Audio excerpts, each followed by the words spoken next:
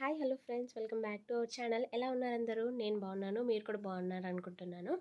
So ఈరోజు vlog వచ్చేసి evening మేము వినాయకుడి దగ్గరికి పూజకి వెళ్దాం అనుకుంటున్నాము. సో దానికోసమే నేను ప్రిపరేషన్ స్టార్ట్ చేద్దామని చెప్పేసి ముందుగా అయితే బాత్ చేసి వచ్చేసాను. నెక్స్ట్ ప్రసాదాలు రెడీ చేసేయాలి అండ్ పూలమాల గుచ్చాలి. 2 పనులు ఉన్నాయి నాకైతే.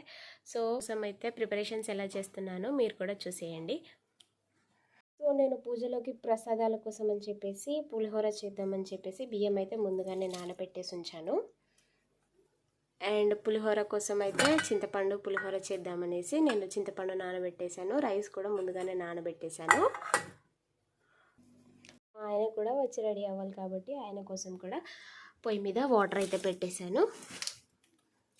సో బాబుని చూసుకోవడానికి మా అక్క వాళ్ళకి ఇచ్చేసి వచ్చాను. సో ఆ లోపు నేను ప్రిపరేషన్స్ అనేవి స్టార్ట్ చేయవచ్చు అని చెప్పి ముందుగా చింతపండు పులిహోర కోసం అయితే నేను చింతపండు చారు అయితే చేద్దామని చెప్పేసి ముందుగానే చింతపండు నానబెట్టేసాను కదా, చారు చేసేద్దాం.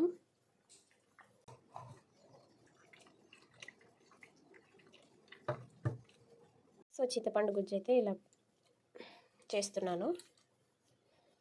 సో పులిహోరకి కావాల్సినవన్నీ ఇలా ఒక ప్లేట్లో అరేంజ్ చేసి పెట్టుకున్నాను.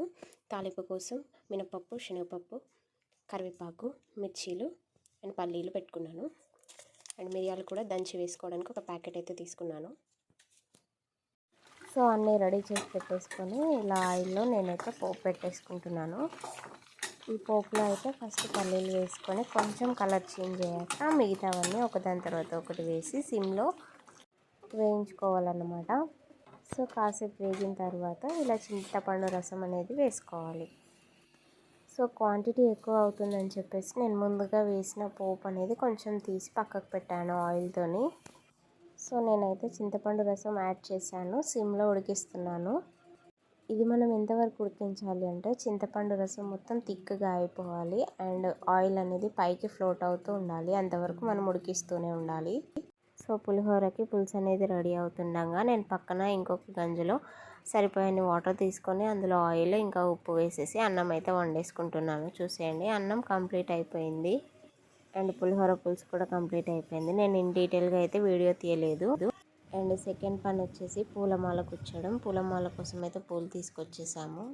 ఈ పులిహోర పులుసు మనం అన్నంలో కలపక ముందే అన్నంని మొత్తం చల్లార్చుకున్న తర్వాత పులిహోర పులుసు 2 కోటింగ్స్ లాగా మనం వేసుకోవాలన్నమాట. అంటే ఫస్ట్ కొంచెం వేసుకొని పూర్తిగా కలిపేసి కాసేపు అయిన తర్వాత మళ్ళీ సెకండ్ కోటింగ్ లాగా వేసుకుంటే కనుక మనకి టేస్ట్ అనేది సూపర్గా వస్తుంది. ఒకవైపు మా ఆయన పులిహోర కలుపుతున్నాడు, ఇంకొక వైపు మాకు సిస్టర్ అయితే పూలను గుచ్చుతుంది పూలమాల కోసం.